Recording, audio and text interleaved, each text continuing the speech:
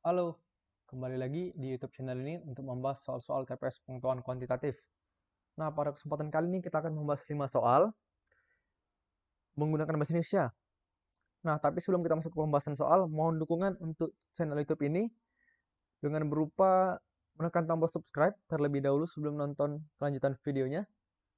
Dan jangan lupa juga untuk menekan tombol lonceng agar tidak ketinggalan info-info dan video-video berikutnya. Oke, terima kasih. Langsung saja kita masuk ke pembahasan soal pertama. Dikatakan sisi terpanjang dua segitiga siku-siku A dan B adalah 13 dan 10 cm masing-masing. Jika jumlah keliling dua segitiga tersebut adalah 54, berapa luas dibandingkan luas A? Nah, apa yang harus kita perhatikan di sini? Dikatakan ada dua segitiga siku-siku. Dan sisi terpanjangnya 13 dan 10. Nah, apa kita dapat info dari situ? Dikatakan sisi terpanjang, maka sisi terpanjang itu pastilah sisi miring. Pastilah sisi miring. Yang 13 dan 10 inilah pastilah sisi miring. Maka kita akan mendapatkan sisi-sisi segitiganya seperti apa? Seperti ini. Sisi miringnya 13 itu pasti terpanjang, sisi miringnya 10 itu pasti terpanjang, sisi di segitiga itu.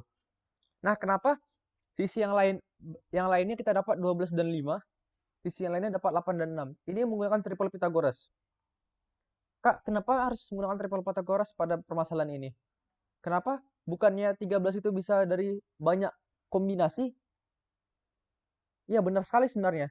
Sebenarnya tidak semua kasus bisa menggunakan triple Pythagoras. Kenapa ini bisa? Karena dikatakan di sini, jika jumlah keliling dua segitiga tersebut ada 54 cm. 54 itu kan bilangan bulat. Nah, untuk membuat 13 menjadi sisi miring, dan untuk membuat 10 menjadi sisi miring, dalam sebuah segitiga siku-siku, maka itu haruslah pasti triple Pythagoras. Karena hanya triple Pythagoras yang menghasilkan bilangan-bilangan itu bulat dalam teorema Pythagoras. Seperti itu. Jadi pastilah ini 12, pastilah ini 5, pastilah ini 8, pastilah ini 6. Nah, ditanyakan adalah luas A dibanding luas B. Langsung saja kita lakukan perbandingan. Setengah kali alas kali tinggi banding setengah kali alas kali tinggi. Yang A alasnya 5, tingginya 12, yang B alasnya 6, tingginya 8. Didapat luasnya 30 banding 24. Atau jika disederhanakan dibagi 6, dapatnya 5 banding 4. Jadi jawabannya D. Seperti itu teman-teman. Saya rasa cukup jelas untuk soal nomor 1. Kita bisa lanjut ke soal nomor 2. Diketahui segitiga siku-siku sama kaki pertama dengan panjang sisi siku-siku A. Kemudian dibuat segitiga siku-siku sama kaki kedua dengan panjang sisi miring sama dengan panjang sisi siku-siku segitiga pertama. Kemudian seterusnya. Ditanyakan jumlah luas seluruh segitiga. Nah, ini bagaimana sebenarnya gambarannya? Gambaran yang masuk soal adalah seperti ini. Jadi, sisi segitiga pertama merupakan sisi miring segitiga kedua. Begitu seterusnya. Atau kita bisa sederhanakan bentuknya menjadi seperti ini. Yang di sebelah kanan. Ini bentuk sederhananya. Saat segitiga kita masukkan ke dalam segitiga sebelumnya. Seperti itu.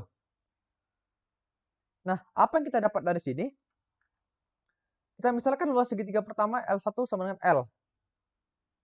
Maka L2 itu setengah dari L, L3 itu seperempat dari L.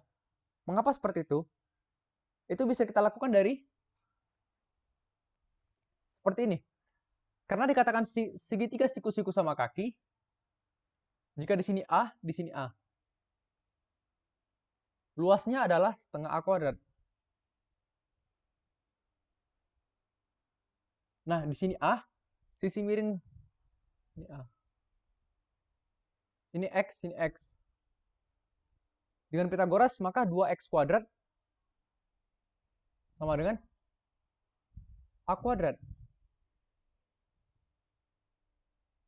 X kuadrat sama dengan A kuadrat per 2. Seperti itu.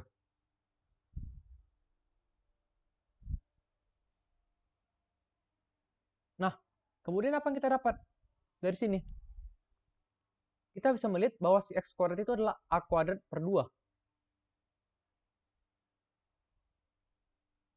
Maka luas segitiga kedua itu kan adalah setengah X kuadrat. X kuadratnya jadi A kuadrat per 2, jadi setengah kali A kuadrat per 2. Atau A kuadrat per 4. Nah, L1 tadi setengah A kuadrat, L2 tadi kita dapat A kuadrat per 4. Nah, ini kan, kita misalkan ini L, berarti ini kan L pangkat 2. L per 2. Begitu juga seterusnya. Untuk segitiga berikutnya. Nah, terbentuk barisan dan deret geometri. Dengan suku pertama A-nya itu L, dan suku atau rasionya itu adalah setengah. Itu dari mana? Dari L1 per L2. L2 per L1, sorry. Sama dengan L per L. Sorry, ini terbalik. L2 per L1 berarti L per 2 banding L. Atau sama dengan setengah. Seperti itu. Luas seluruh segitiga berarti L1 tambah L2 tambah L3 dan seterusnya. Sampai L tak hingga. Nah, si L1 tadi jumlahnya, hasilnya itu nilainya L. L2 itu L per 2. L3 itu L per 4. Dengan deret geometri tak hingga, kita bisa menentukan jumlah luas seluruh segitiga. Itu seperti apa? Itu adalah, ingat, S tak hingga sama dengan A per 1 kurang R. A-nya L, R-nya setengah. Maka didapat, nanti hasilnya itu 2L. Dapat 2L, masukkan L-nya tadi apa yang kita dapat? L-nya itu setengah A kuadrat. 2 dikali setengah A kuadrat. Atau hasil akhirnya nanti adalah A kuadrat. Seperti itu. Jadi jawabannya E. Saya rasa cukup jelas. Kita bisa lanjut ke soal berikutnya. Paling sedikit berapa bilangan yang harus kita pilih dari 1, 2, 3, 4, 5, 6, 7, 8 supaya di antara bilangan-bilangan yang kita pilih pasti terdapat 2 bilangan yang berjumlah 9. Nah, maksudnya ini gimana? Nah, yang pertama harus kita lakukan adalah penjumlahan 2 angka yang menghasilkan 9 dari angka-angka ini adalah 18, 27, 36, 45. Begitu. Atau kebalikannya sama saja. Nah, dalam memilih angka dari 8 buah angka yang tersedia, kita diwajibkan menghasilkan penjumlahan 2 angka yang dari kita pilih adalah 9. Maksudnya apa? Misalnya 45. Pastilah kalau kita memilih satu angka, tidak ada yang jumlahnya 9. Minimal 2. 45. Ini jumlahnya 9. Tapi ada kemungkinan lain saat kita memilih 2 angka yang kita pilih adalah 1, 2. Dan ini jumlahnya tidak 9. Dengan 2 angka, ada kemungkinan dia berjumlah 9, ada kemungkinan dia tidak berjumlah 9. Nah, yang ditanyakan di soal adalah pasti berjumlah 9. Bagaimana kalau dengan 3 angka? Ada kasus di mana dia tidak berjumlah 9. Ada kasus dia berjumlah 9, berarti belum. Karena dikatakan pasti, berarti yang sudah memenuhi untuk semua angka yang terpenuhi itu berjumlah 9. 2 diantaranya. Dengan 4 angka, masih memungkinkan angka yang terpilih adalah 1, 2, 3, 4. Dan ini tidak ada yang memenuhi. Tidak ada 2 penjumlahan di sini menghasilkan 9. Namun dengan 5 angka, berapapun angka yang kita pilih, sudah pasti diantaranya itu 2 diantaranya menghasilkan jumlah 9. Ini 45, ini 3 dan 6, 9, dan seterusnya. Nah, maka dari itu, bisa kita simpulkan adalah paling sedikit 5 angka kita pilih agar penjumlahan 2 dari angka yang kita pilih adalah 9. Maka 4 angka itu belum cukup, karena 4 angka masih memungkinkan kita memilih 1, 2, 3, dan 4. Dan itu 2 angka diantaranya tidak menghasilkan jumlah 9. Maka jawaban itu adalah bola. Seperti itu logikanya, cara pengerjaannya. Saya rasa cukup jelas. Kita bisa lanjut ke soal berikutnya. Suatu dadu ditos 6 kali. Banyak cara memperoleh jumlah mata yang muncul 28 dengan tepat satu dadu muncul mata 6. Artinya si 6 itu hanya muncul sekali. 6. Sisanya nggak boleh 6. Boleh 5. Si 5-nya boleh berapa kali, si 4-nya boleh berapa kali, demikian seterusnya.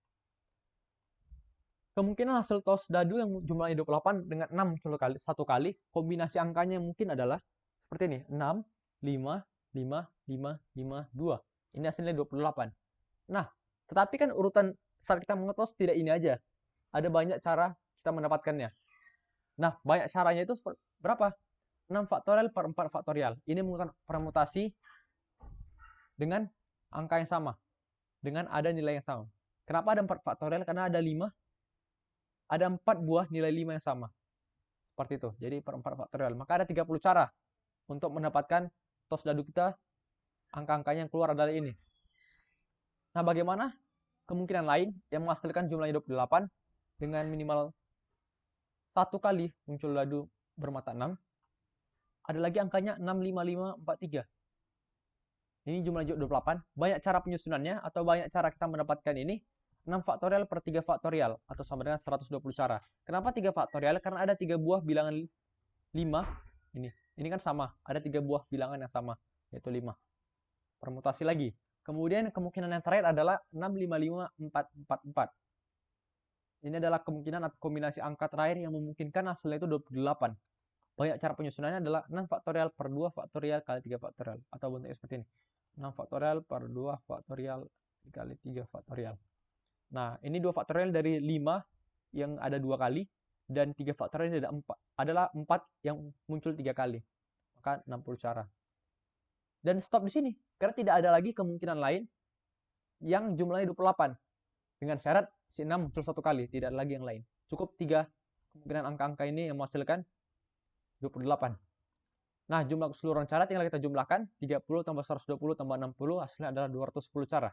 Jadi jawabannya D. Seperti itu. Saya rasa cukup jelas untuk soal ini. Kita lanjut ke soal terakhir. Dikatakan tinggi seekor jerapah adalah 200 cm, ditambah setengah dari tingginya. Maka tinggi jerapah tersebut adalah... Nah, ini kita tidak boleh keliru atau tidak boleh terkecoh. Kita mau misalkan dulu nih, tinggi jerapah adalah T. Maka katanya, tinggi seekor jerapah adalah 200 ditambah setengah dari tingginya. Maka model matematika yang benar adalah T sama dengan 200 ditambah T per 2. Setengah dari tingginya. 200 ditambah setengah dari tingginya. Setengah dari tinggi si jerapah tadi, si T. Nah, kemudian kita pindah ruaskan.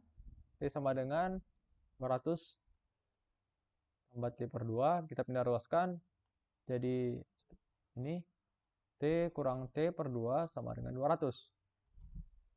Atau sama saja ini kan T per 2 sama dengan 200. Seperti itu. Maka dengan kali silang kita mendapatkan nilai T sama dengan 400. Jadi tinggi si jerapah adalah 400 cm. Jadi jawabannya D. Saya rasa cukup jelas.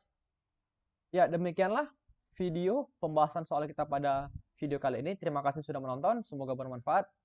Jika masih ada yang bingung atau ingin ditanyakan, bisa meninggalkan pesan di kolom komentar. Mohon dukungan dengan cara menekan tombol subscribe. Jangan lupa juga dengan like dan share. Dan tetap semangat teman-teman untuk berjuang mendapatkan satu bangku di PTN yang teman-teman inginkan. Sekian dari saya, terima kasih.